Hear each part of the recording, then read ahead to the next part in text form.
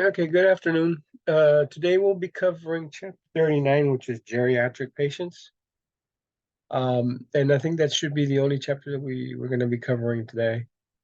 Um, Geriatric patients are at greater risk of injuries and illnesses just due to the age um, and the wear and tear of the human body.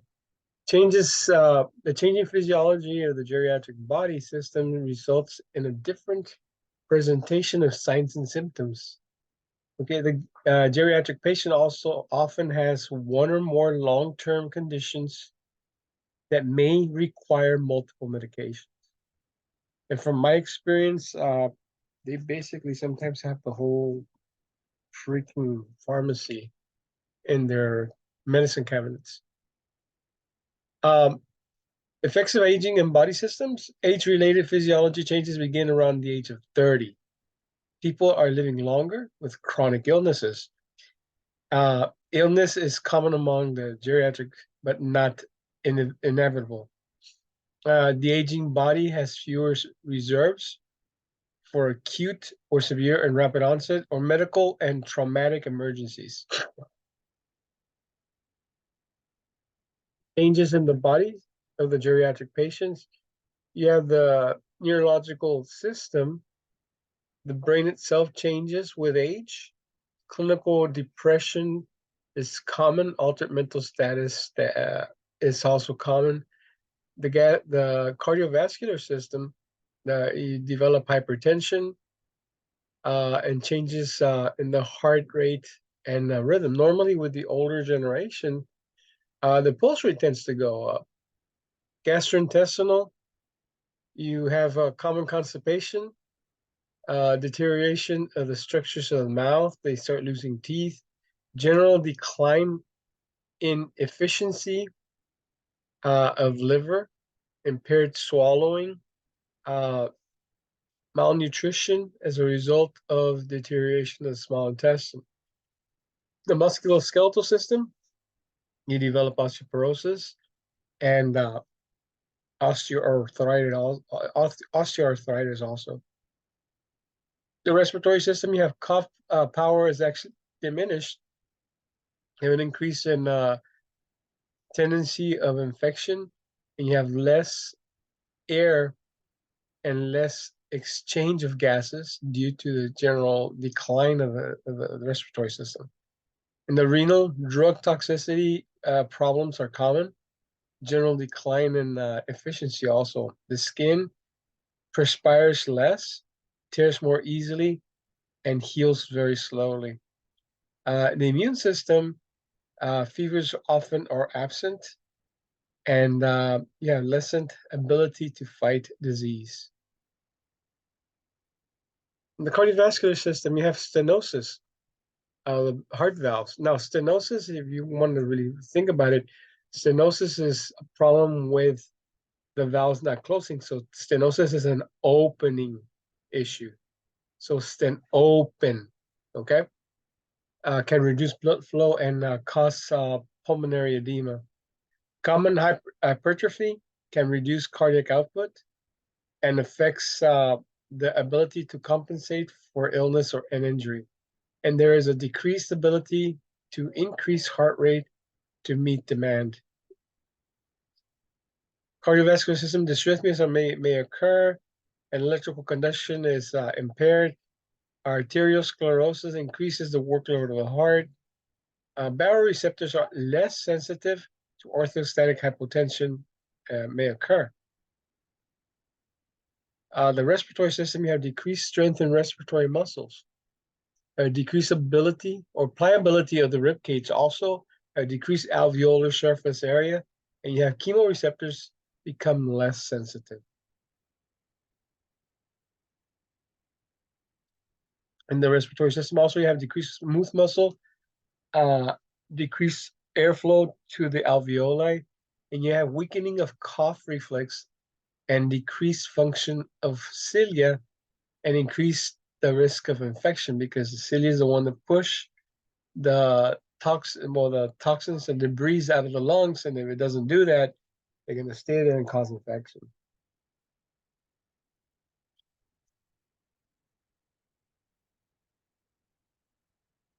Okay, so the neurological system, decrease in brain mass may actually, with an increase in cerebrospinal fluid volume, you have a degeneration of neurons leads to accumulation of plaques and tangles, which increase nervous function or decrease nervous function. So not increase, decrease. You have reflex are slow, decreased ability to sense body position. You have diminished vision and hearing. You have decreased efficiency in the autonomic functions. Um, you also have cataracts develop, glaucoma, macular degeneration, and retinal detachments.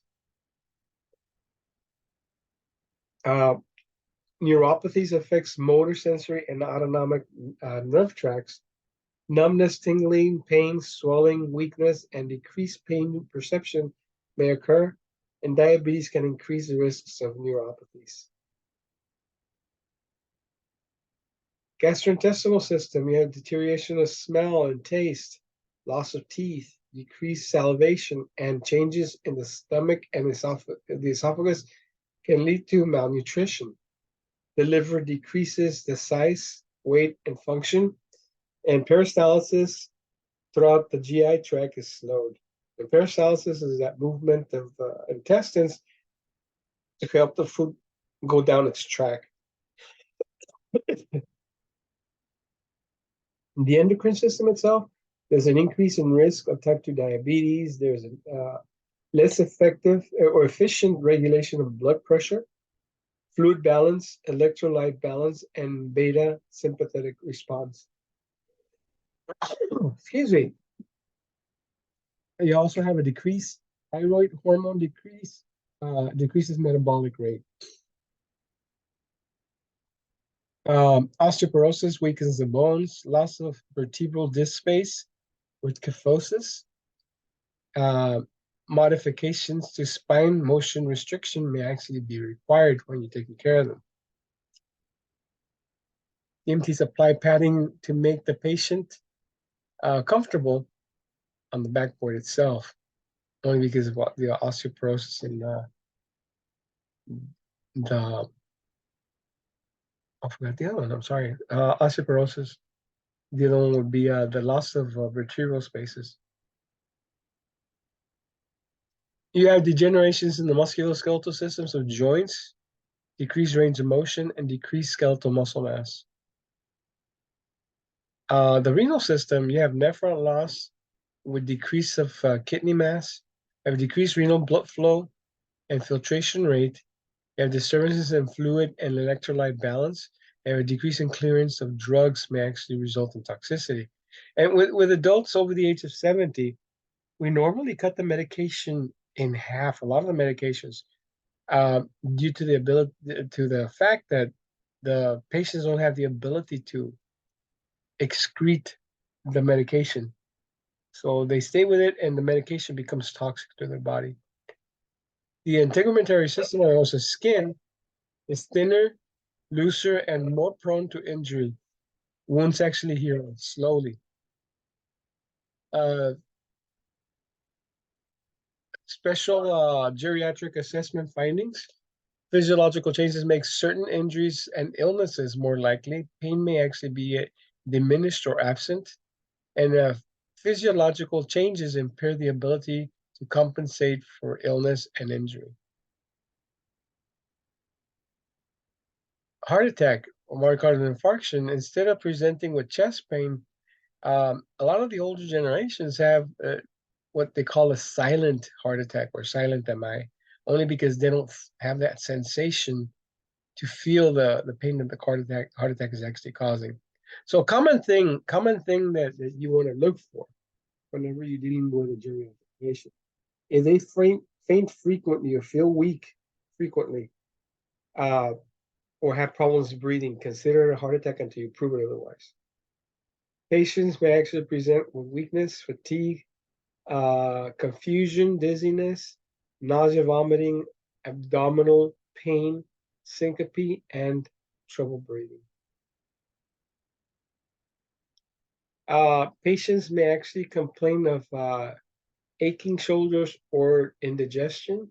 Patients may, with chronic chest pain, may actually be prescribed nitroglycerin, or also known as nitro, and follow protocols for assisting with nitroglycerin administration, depending if it's the spray or the pill.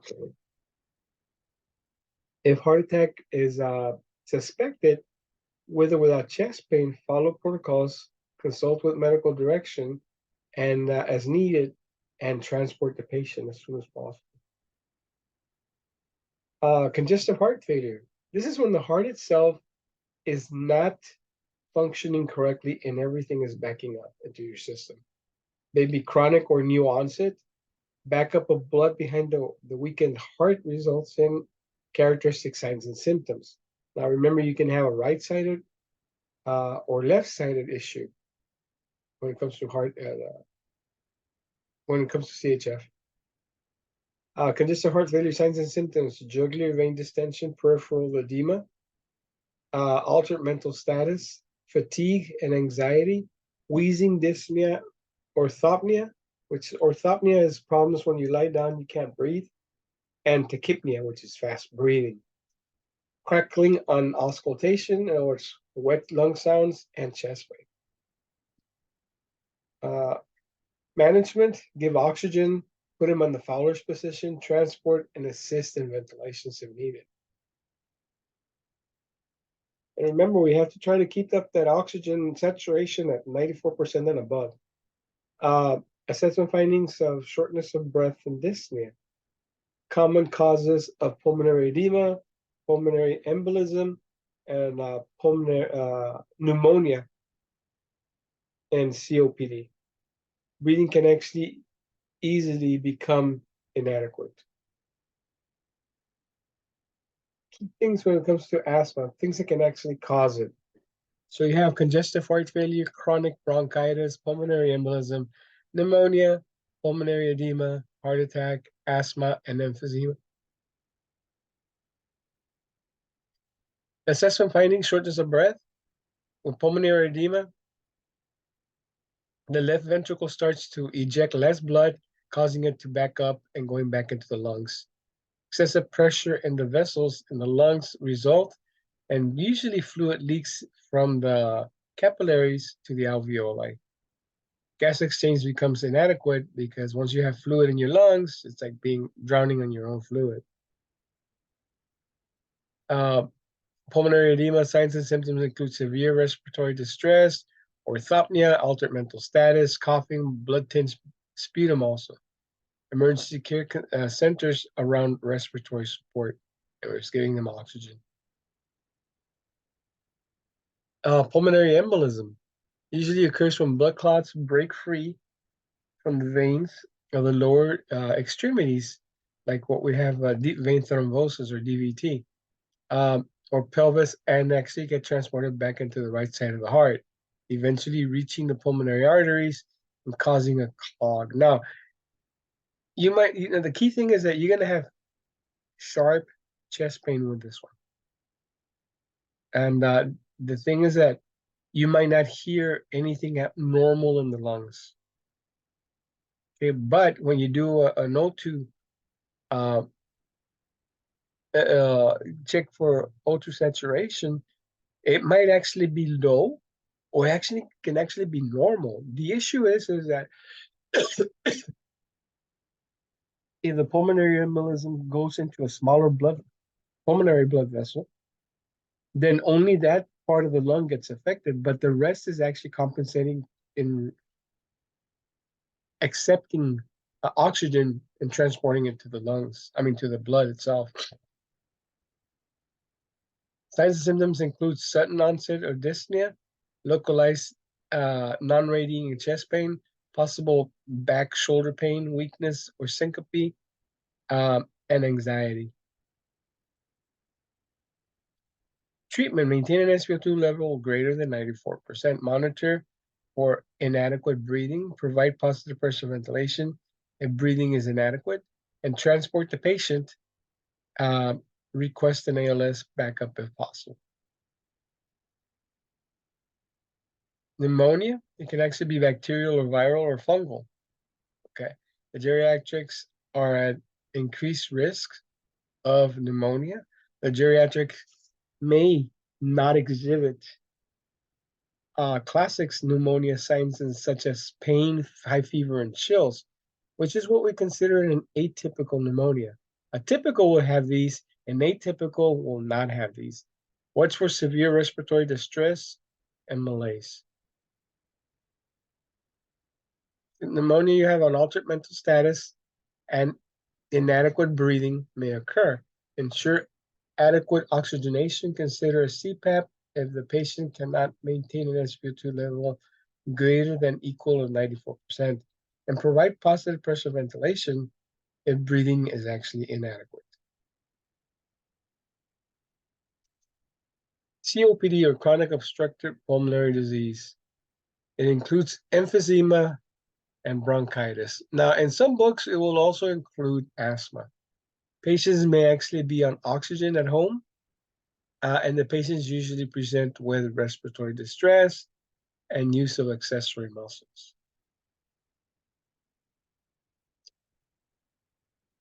Chronic obstructive pulmonary disease, maintain an SpO2 level greater or over 94%.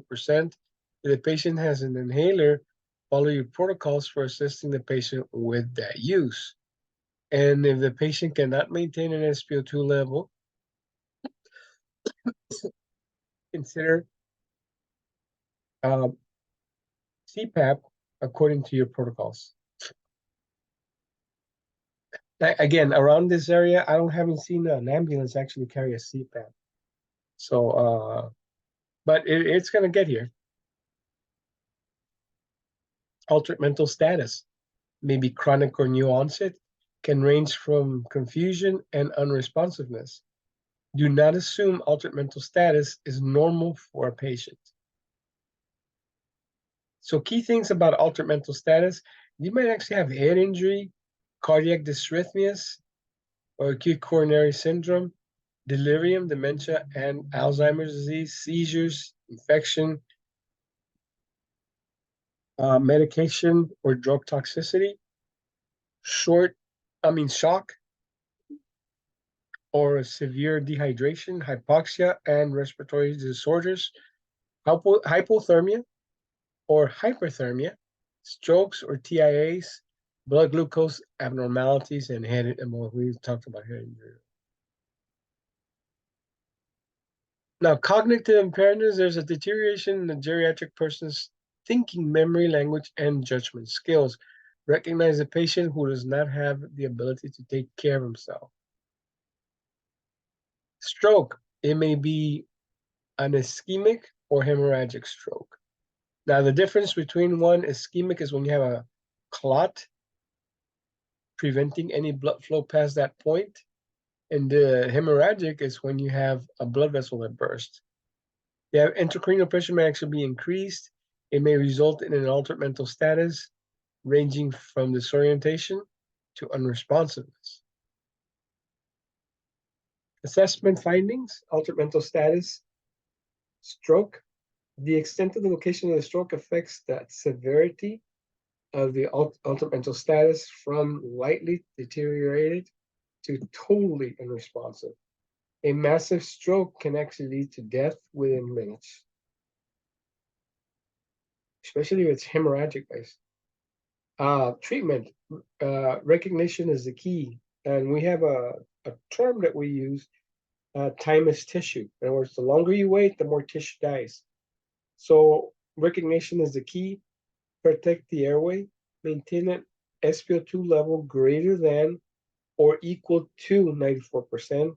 Transport in Fowler's position if the patient is conscious, or lateral recumbent if the patient is unconscious, just in case they vomit.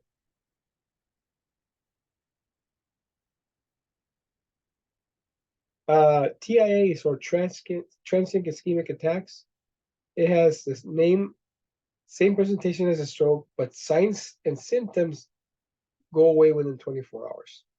Treat similarly to as a stroke. The ATIA is often the precursor for a stroke anyway. So, common causes include cardiac arrest, seizures. Common causes is cardiac arrest, low blood sugar levels, tumors, head trauma, stroke, or TIA, infection, and electrolyte imbalance. The seizure treatment is the same for younger patients. Monitor the airway, suction is needed, maintain an SpO2 level greater than or equal to 94%, provide positive pressure ventilation if breathing is inadequate. Syncope, also known as fainting, is common for in the geriatric patient. There is a temporary loss of consciousness from an interruption of blood flow to the brain. Consider spine motion restriction because the patient will actually fall down and might actually injure their head or neck. Ensure an adequate airway, maintain an SpO2 level greater than 94%, apply positive pressure ventilation if breathing is inadequate, and place an unresponsive patient in the recovery position. So it's left-sided or right-sided, depends. Now, hyperosmolar hyperglycemic syndrome, which we went over this when we were dealing with diabetes. It is a complication of diabetes.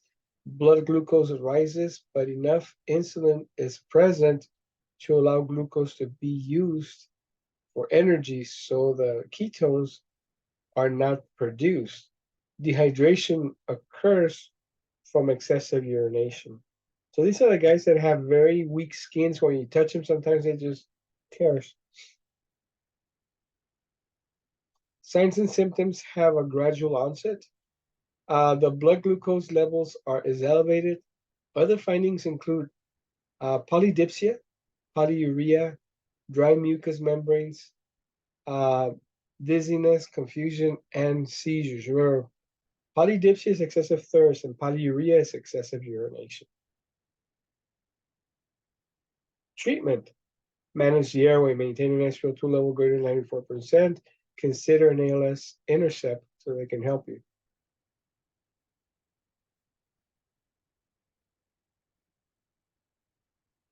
Drug toxicity, drug interactions, adverse effects, and toxicity are more common in the geriatric patient only because the medication does not get transported out of the body.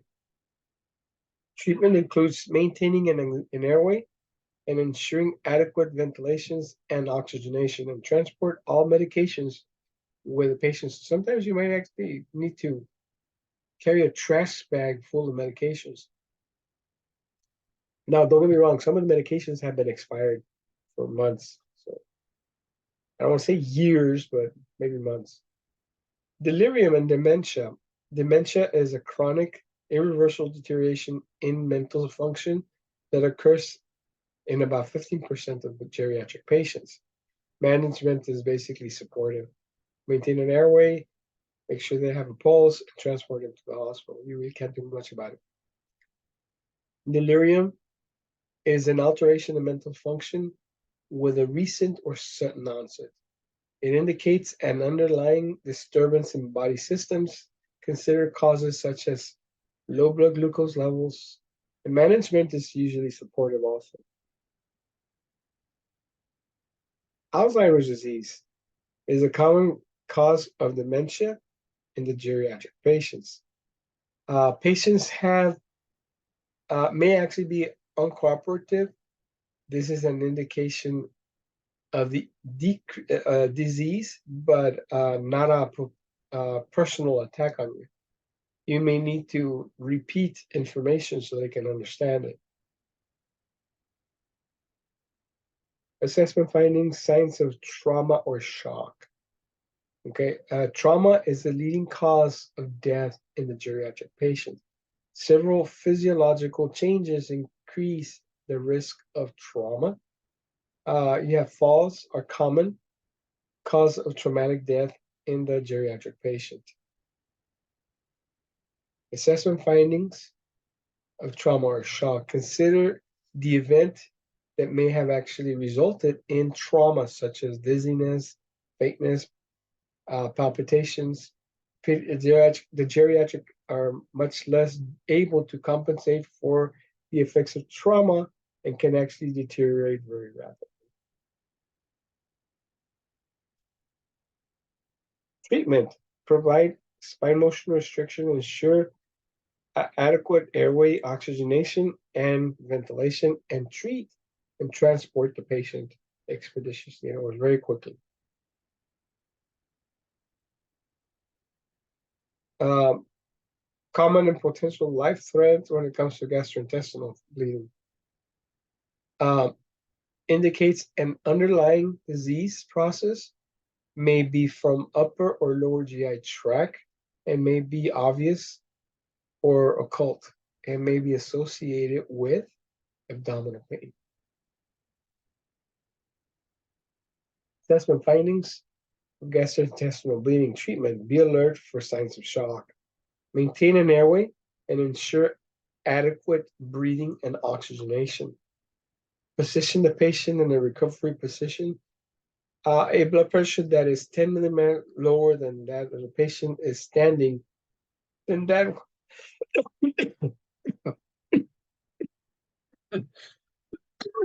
excuse me, my voice, and that one he actually is fine. Thank you.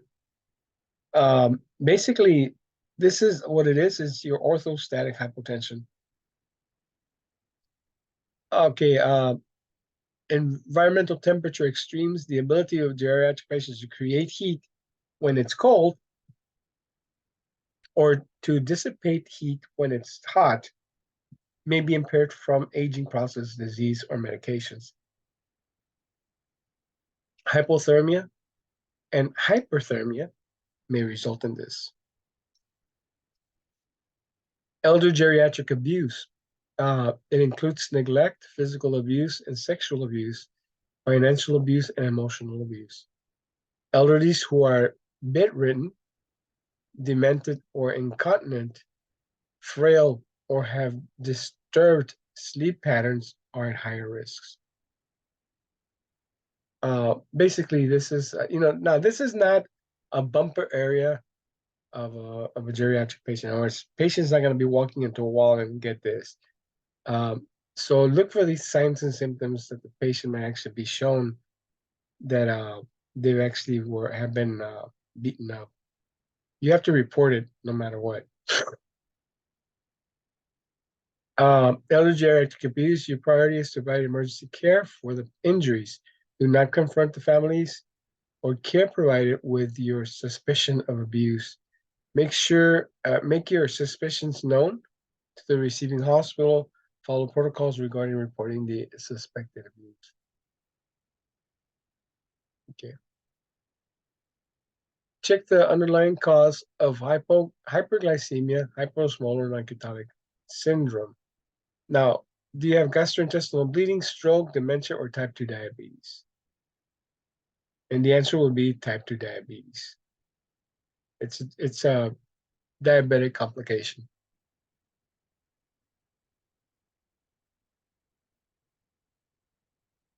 Assessment-based approach for the geriatric patient.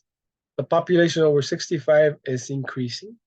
Geriatrics deserves respect. EMTs must avoid ageism, which in other words, I know one of the most common things that I've seen, as soon as you get to a geriatric patient, you start screaming at them. Not because you're being mean, it's because you think they're deaf. And it might not be the situation. The geriatrics have a number of social issues, including isolation, loss of loved ones, and financial difficulty. Now, the geriatrics can be found in a variety of living situations. Advanced directives should be considered when caring for the geriatric patients. Elderlies who are at particular risks are those who actually live alone, are incontinent, are immobile, have been recently hospitalized, have been bereaved, in other words, their significant other has died, and have an altered mental status. Scene size up, assess for hazards, including the possibility of infectious disease. Assess the environment, including the temperature, determine the problem is medical or traumatic or combined, and look for clues to the problem itself. So clues that you may be looking for: bucket next to the bed. The patient may suffer from nausea or vomiting. Hospital bed. The patient may has no or limited mobility and pre-existing chronic disease. Nebulizer setup. Patient may actually have chronic respiratory disease. Oxygenation tank. It might actually be a COPD patient or a respiratory, cardiac compromise. Medications found at the scene include the patient's pre-existing condition. So if they have hypertensive medication, well, guess what? They're hypertensive patients. Washcloth on the patient's forehead or near the patient. Patient may actually have a severe headache or fever. Patient's night clothes in the middle of the afternoon. Patients have been sick all day.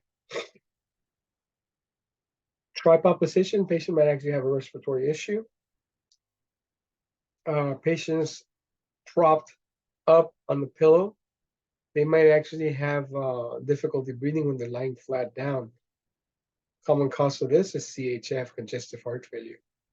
A hot room temperature in the summer months. Possible heat emergency caused by dehydration or hyperthermia. Elevated core body temperature. A cold room and temperature in the winter months.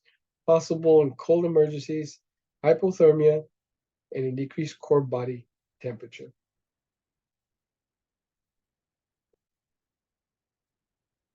Mental status. Establish a baseline mental status. Ask caregivers to describe the patient's usual status.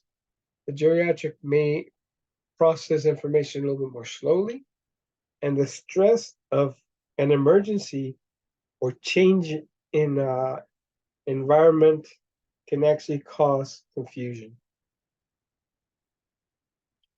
Mental status. A sudden altered mental status is not normal. Hypoxia is a cause of agitation, and high levels of carbon monoxide or dioxide can actually cause confusion.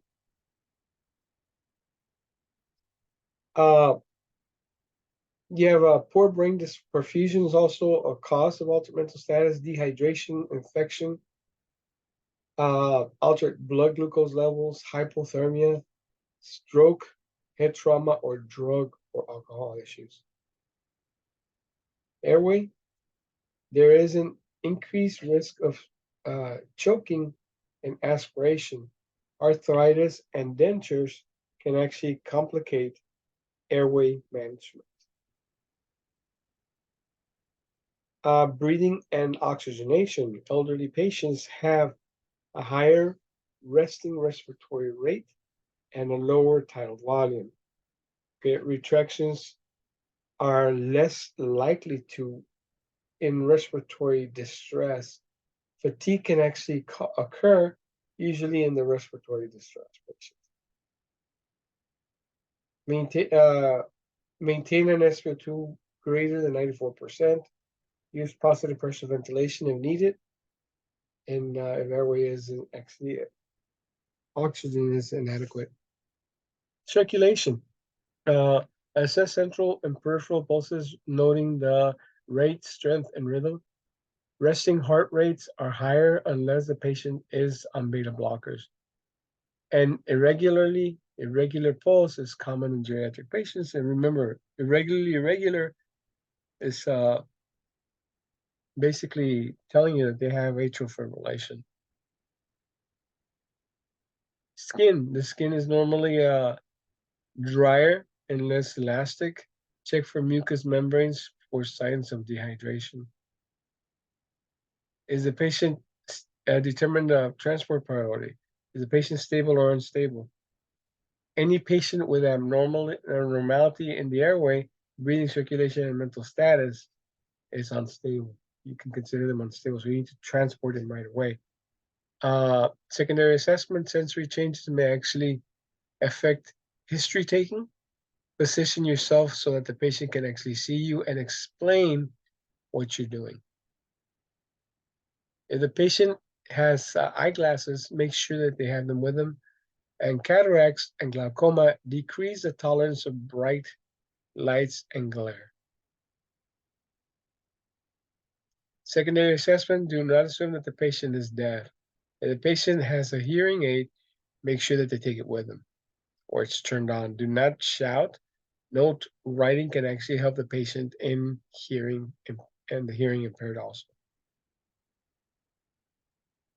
For the geriatric trauma patient, the geriatric are at greater risk of injury. A decreased pain sensation can actually make absence of pain and unreliable findings, maintain a higher index of suspicion uh, for injury on these patients. Chronic diseases or medications can actually mask and alter presentation of signs and symptoms, and the patient's memory and orientation can actually affect history taking.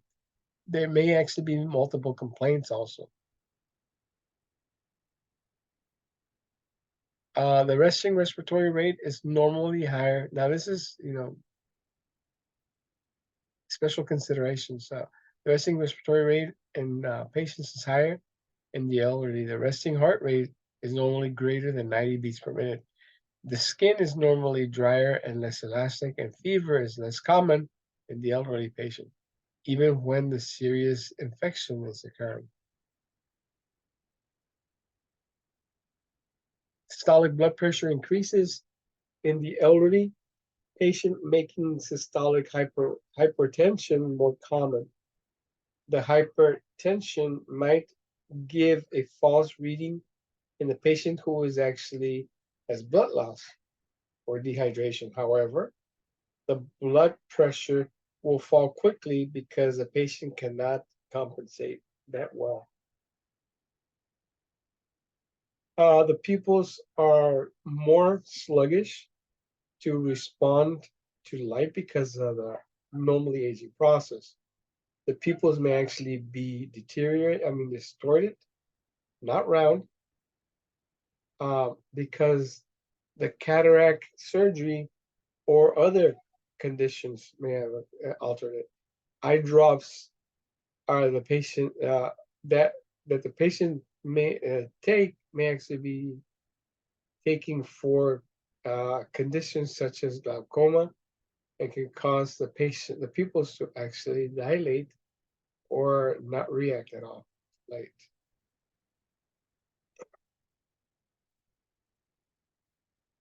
if possible, talk to the geriatric rather than rather than the caregiver themselves. Secondary assessment for the geriatric medical patient in the history and medical exam. Remember, the patient may actually become fatigued easily. The patient to explain what you're doing to the patient before you actually do it, and the patient may actually minimize or deny any symptoms that he might be having. Peripheral pulses may actually be difficult to evaluate also. Secondary assessment, you should anticipate the geriatric patient might not report or fully report all the complaints that they might be having. You should elicit more information as you can. Okay, and during the examination, address the patient by Mr., Mrs., Miss, or Miss. Remove layers of clothing if necessary. Perform a complete secondary assessment on patients who have an altered mental status, and perform a complete secondary exam or on trauma patients themselves.